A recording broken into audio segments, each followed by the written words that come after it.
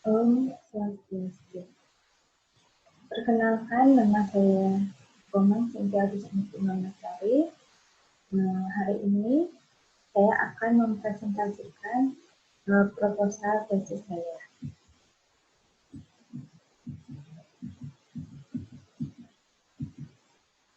yang berjudul Pengembangan Instrumen Pengukuran Karakter Konsistensi Personality pada para siswa di SMA di Indonesia.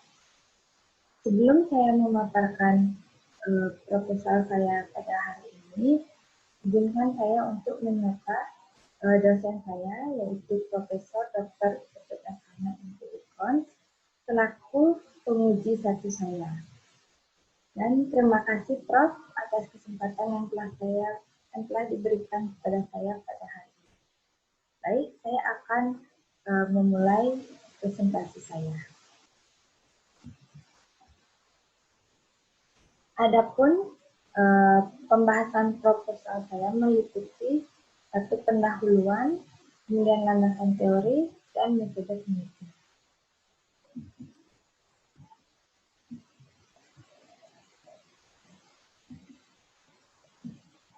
Pada bagian latar belakang, yaitu di era globalisasi seperti saat ini, semakin dibutuhkan sumber daya manusia yang handal, yang dapat bersaing di dunia kerja, sehingga diharapkan generasi penerus bangsa dapat menempuh pendidikan sesuai dengan ketetapan pembukaan Undang-Undang 1945.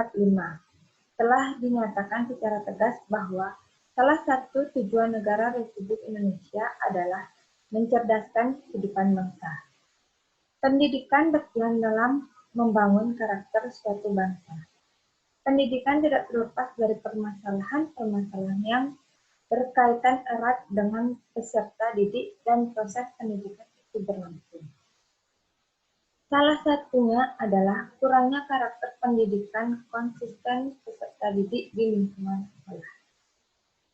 Adanya pengaruh di luar dan ditambah lagi dengan adanya pandemi COVID yang terjadi saat ini sangat berdampak pada susahnya memantau aktivitas belajar peserta didik, sehingga dapat mempengaruhi karakter konsisten pada peserta didik. Sistem pembelajaran yang diterapkan di tengah pandemi COVID saat ini menuntut peserta didik untuk belajar secara mandiri, sedangkan yang terjadi di lapangan beragam permasalahan yang muncul, mulai dari partisipasi siswa yang kurang pada saat daring dengan aplikasi Zoom, sampai pada permasalahan siswa yang kini sering terlambat mengumpulkan tugas, bahkan tidak mengumpulkan tugas sama sekali. Itulah permasalahan yang terjadi pada saat pandemi di saat ini. Karakter konsisten siswa jadi tidak konsisten lagi seperti mereka pada saat sekolah terdahulu. Maka dari itu, untuk dapat mengetahui karakter peserta didik yang bermasalah, maka diperlukan suatu pengembangan instrumen pengukuran karakter dalam program bimbingan konseling di sekolah. Adapun identifikasi masalah yang saya ambil yaitu dari latar belakang di atas, maka dalam kisah ini, 1. Terobservasi masih banyak perilaku tidak konsisten yang dimiliki oleh siswa SMA di Jemberbuaya. Yang kedua, masih perlu mendapatkan bimbingan oleh konselor sekolah, namun petugas BK belum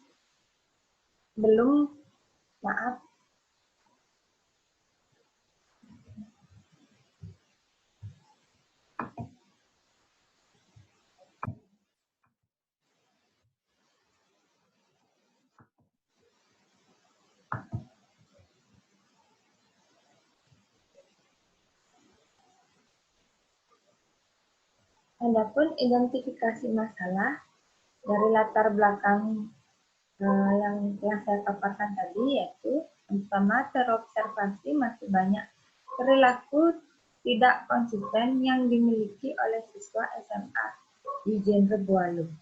Yang kedua, masih perlu mendapatkan bimbingan oleh konselor sekolah, namun petugas BK perlu bantuan instrumen untuk mengetahui hal itu.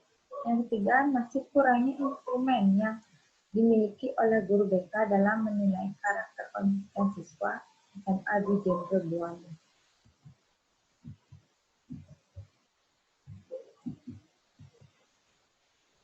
Kemudian ada pun batasan masalahnya, terdapat beberapa masalah yang dapat diteliti berkaitan dengan judul yang telah ditetapkan sebelumnya, serta adanya upaya untuk membantu meningkatkan pribadi konsisten siswa yang dapat dilakukan dengan berbagai cara antara lain media ekstrakurikuler, pengarahan dari guru, dan lain sebagainya. Namun, kenyataan alternatif itu belum cukup ampuh untuk membantu meningkatkan pribadi konsisten siswa. Maka peneliti ini hanya akan membahas permasalahan mengenai pengembangan instrumen pengukuran karakter konsistensi personality pada para siswa di SMA Wijen Rebualu.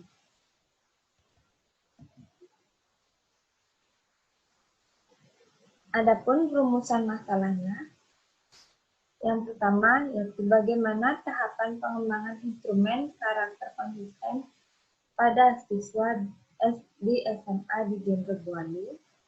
Kemudian bagaimana validitas instrumen karakter konsisten pada siswa di SMA Wijen Rebualu.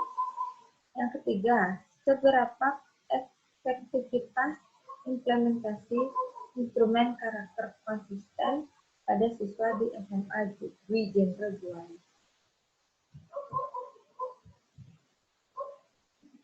Kemudian, adapun tujuan dari penelitian ini, yang pertama untuk mengetahui tahapan pengembangan instrumen karakter konsisten pada siswa di SMA Wijen Rebualu. Yang kedua, untuk mengetahui validitas instrumen karakter konsisten pada siswa di SMA Wijen Rebualu. Yang ketiga, untuk mengetahui efektivitas implementasi instrumen karakter konsisten pada siswa di SMA Wijen Rebualu. Adapun manfaat penelitian di sini saya bagi jadi dua, yaitu manfaat teoritis dan manfaat praktis. Adapun manfaat teoritis yaitu hasil penelitian ini diharapkan bisa bermanfaat bagi pengembangan ilmu pendidikan khususnya bimbingan konseling yang dapat digunakan sebagai bahan referensi maupun informasi. Kemudian manfaat praktis di sini bisa untuk kepala sekolah, guru, konselor sekolah, siswa, atau peneliti lainnya.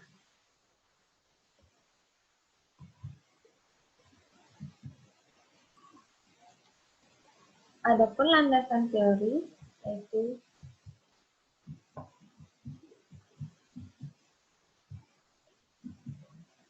pada bagian kajian teori, ada 5 sub yang akan saya paparkan. Yang pertama, konsistensi personality atau kepribadian konsisten, kemudian karakter dan konsistensi, kemudian teori instrumen, dan kerangka konsep pengembangan instrumen.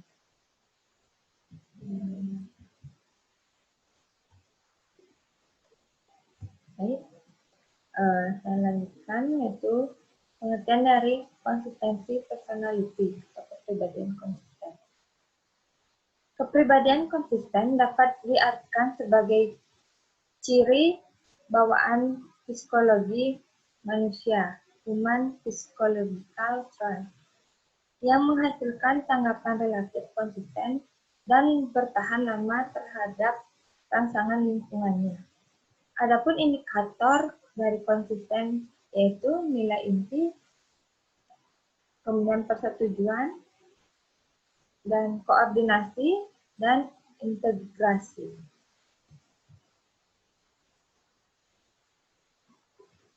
Adapun pengertian dari indikator konsisten yaitu nilai inti, yaitu kemampuan seseorang untuk mengetahui nilai-nilai apa saja yang harus dijaga dan mengetahui konsekuensinya bila tidak ditaati untuk membentuk kepribadian konsisten. Kemudian persetujuan, yaitu kemampuan seseorang dalam membuat suatu perjanjian, baik dalam bentuk tertulis ataupun tidak tertulis untuk mengembangkan kepribadian konsisten. Kemudian ada koordinasi dan integrasi, yaitu kemampuan seseorang dalam mengembangkan proses pengintegrasian untuk mencapai tujuan secara efisien dalam kepribadian konsisten. Kemudian pengertian dari karakter di sini yaitu adalah watak, sifat, atau akhlak ataupun kepribadian yang membedakan seseorang individu dengan individu lainnya. Tulisan bertajuk Urgensi Pendidikan Karakter menurut Prof. Suryanto, PhD, menjelaskan bahwa karakter adalah cara berpikir dan berperilaku yang menjadi ciri khas setiap individu untuk hidup dan kerjasama, baik dalam lingkup keluarga, masyarakat, bangsa, dan negara.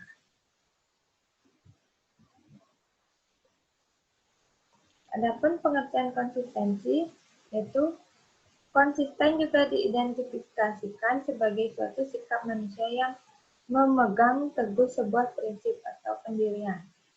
Konsisten adalah suatu hal yang kita yakini secara prinsip dan terus-menerus kita lakukan, seperti yang dikemukakan Everson dalam Leonard 2015. Konsisten berarti mempertahankan ekspektasi yang sama bagi pelaku yang pantas dalam sebuah kegiatan tertentu sepanjang waktu dan bagi seluruh siswa. Jadi kesimpulannya sini adalah bahwa orang yang konsisten tidak akan mudah terpengaruh terhadap perubahan di luar keinginannya. Jadi orang yang memiliki perilaku yang sudah cenderung konsisten, dia akan tetap pendirian, dia akan teguh, dia akan berjuang untuk mendapatkan apa yang sudah dia tetapkan dari awal. Dia akan melaksanakan kegiatan tersebut secara konsisten tanpa merubah sesuatu atau keluar dari jalur yang sudah ia tentukan sejak awal. Kemudian adapun teori instrumen. Instrumen penelitian adalah sebuah alat yang digunakan untuk pengumpulan data atau informasi yang bermanfaat untuk menjawab permasalahan penelitian. Instrumen dibagi menjadi dua, yaitu instrumen tes dan non-tes. Jadi instrumen di sini sangat diperlukan untuk menunjang kelengkapan data yang dibutuhkan oleh guru BK. Dengan adanya instrumen tes dan non-tes ini akan mempermudah guru BK itu sendiri dalam mencari informasi dan menyelesaikan informasi tersebut. Tanpa adanya instrumen, guru BK akan mengalami hambatan dalam pengentasan permasalahan siswa. Kemudian, adapun kerangka konsep pengembangan instrumen yaitu berdasarkan pada tahap penelitian menurut Dantes, yaitu ada 10 tahap. Yang pertama yaitu menetapkan tujuan tes. Jadi sebelum kita mencari atau menganalisis sebuah permasalahan, kita harus menetapkan tujuan tes. Setelah kita menetapkan tujuan tes itu sendiri, kita akan melakukan tahap berikutnya yaitu tahap analisis buku dan sumber belajar. Jadi kita sudah menentukan tujuan tes tersebut, kemudian kita analisisnya ini kita ambil dari sumber-sumber yang sudah dipercaya, gitu. Mungkin sumber dari buku, sumber dari jurnal, dan lain sebagainya. Setelah kita menganalisis sumber-sumber tersebut, kita akan membuat kisi-kisi. Nah, kisi-kisi di sini berasal dari sumber itu sendiri. Sumber di mana ada grand teorinya. Grand teori dari permasalahan yang telah kita dapatkan. Setelah kita membuat kisi-kisi tersebut, baru kita akan menulis soal. Soal apa yang dibutuhkan oleh peserta didik itu sendiri sesuai dengan permasalahan yang dialami oleh siswa tersebut. Setelah kita menulis soal tersebut, kita mulai menelaah soal atau bisa disebut dengan validasi konsep. Setelah kita menelaah soal tersebut, kita akan melakukan revisi atau perbaikan soal. Adakah soal-soal yang cenderung tidak cocok atau keliru? Di sanalah kita akan melakukan proses tersebut. Setelah soal itu ditetapkan, maka kita akan melaksanakan tahap berikutnya, yaitu produksi tes terbatas, di mana kita akan mencetak soal tersebut dengan jumlah yang terbatas yang sudah disesuaikan dengan jumlah siswa. Kemudian kita akan menuju tahap berikutnya, yaitu uji coba tes atau untuk validasi empiris, di mana setelah kita mencetak, kita harus menguji coba apakah tes itu dapat membantu siswa, apakah tes tersebut sangat berpengaruh untuk pengentasan permasalahan siswa, ataukah ada hambatan yang terjadi pada proses itu. Kemudian kita lanjutkan ke tahap berikutnya, yaitu analisis hasil uji coba atau uji validitas. Setelah uji coba itu dilakukan, kita akan menganalisisnya kembali. Setelah kita menganalisis hasil tes tersebut, kita akan merakit soal menjadi tes. Itulah 10 tahap yang dikemukakan oleh Dantes tahun 2019.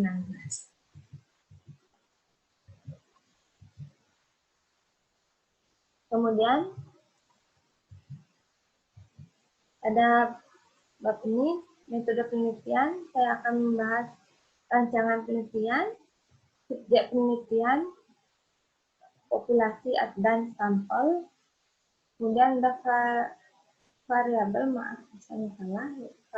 penelitian dan teknik pengumpulan data. Dan ada teknik analisis data. Baik, saya akan lanjutkan. Di sini ada rancangan penelitian, di mana jenis penelitian yang digunakan dalam penelitian proposal saya ini adalah penelitian pengembangan atau research and development, atau disingkat dengan R&D. Menurut Brock and Gall, pada tahun 1983 mendefinisikan penelitian pengembangan R&D adalah proses yang digunakan untuk mengembangkan, memvalidasi produk pendidikan. Kemudian yang kedua, subjek penelitian atau populasi sampel, di mana subjek pada penelitian ini yang saya ambil adalah siswa SMA di Jenderal Bualu. Penelitian yang dilakukan terhadap siswa SMA di Jenderal Bualu ini dikarenakan perlunya pembentukan dan penanaman kepribadian konsisten pada siswa sehingga mampu dalam segala aktivitas pembelajaran di sekolah. Jadi kenapa saya mengambil siswa SMA di Jenderal Bualu di sini?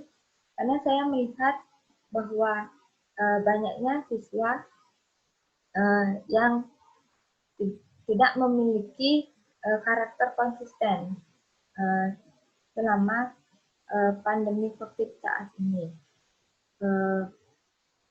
Mereka cenderung berperilaku seperti itu karena faktor lingkungan atau faktor lainnya. Jadi saya menetapkan untuk mengambil penelitian pada siswa SMA di Cirebon.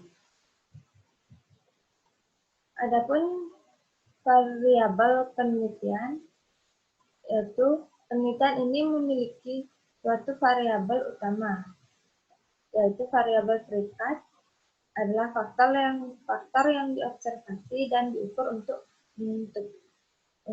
menentukan pengaruh variabel bebas. Variabel terikat di sini adalah kepribadian konsisten atau karakter konsisten itu sendiri. Adapun teknik pengumpulan data, yaitu teknik pengumpulan data yang saya gunakan adalah kuesioner. Kuesioner adalah instrumen pengumpulan data atau informasi yang dioperasionalisasikan ke dalam bentuk item atau pertanyaan. Selain teknik pengumpulan data kuesioner yang saya gunakan, saya juga melakukan sebuah pengamatan atau observasi baik secara langsung maupun secara tidak langsung melalui aplikasi Zoom.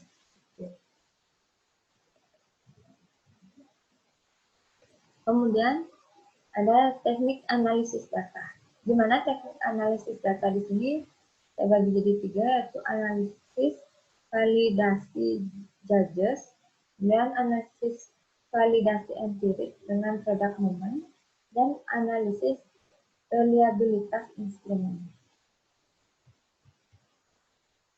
Analisis validasi judges merupakan ketepatan alat ukur apabila benar-benar mampu mengukur apa yang sebenarnya diukur dengan instrumen tersebut. Pengkajian dilakukan oleh 2 pakar atau expert judges.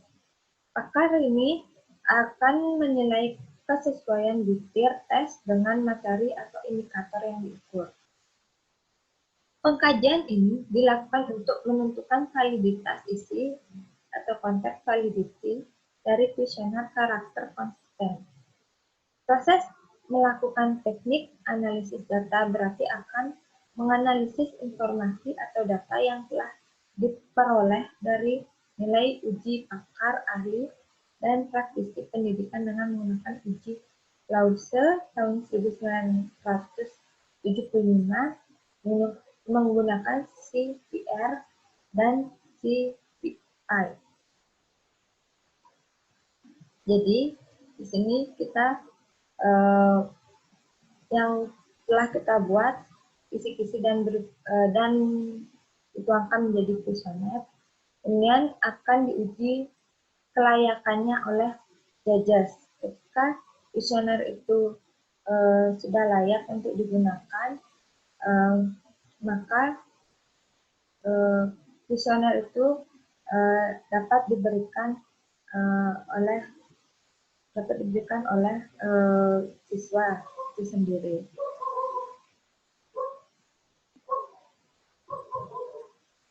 Adapun rumus dari CPR dan CPI di sini ialah sebagai berikut. Kemudian analisis validasi empirik dengan produk moment. Validitas butir tes yang menerapkan rumus korelasi produk moment. Hal ini dilakukan agar alat ukur yang digunakan memang tepat untuk mengukur variabel yang diinginkan. Langkah awal seorang peneliti dalam konstruk validity.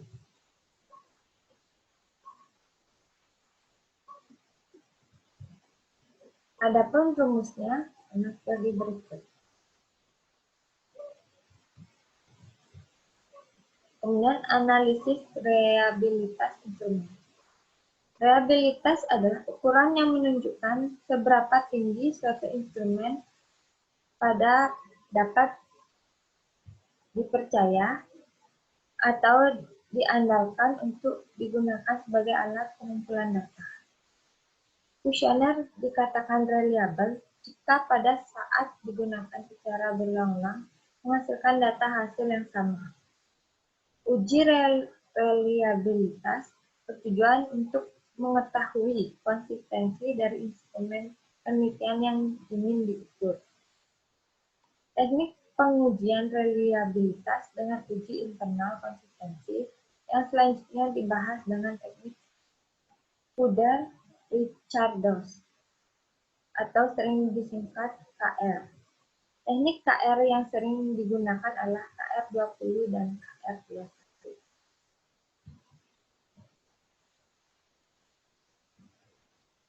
Berikut adalah rumus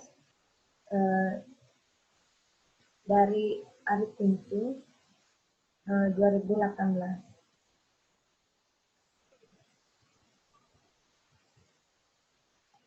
Baik, sekian presentasi yang telah saya paparkan. Saya mohon maaf jika saya ada salah, baik disengaja maupun tidak sengaja, dan saya mengucapkan terima kasih Prof. karena telah diberikan kesempatan yang baik ini. Saya haturkan Om Santi. Om Santi Santi.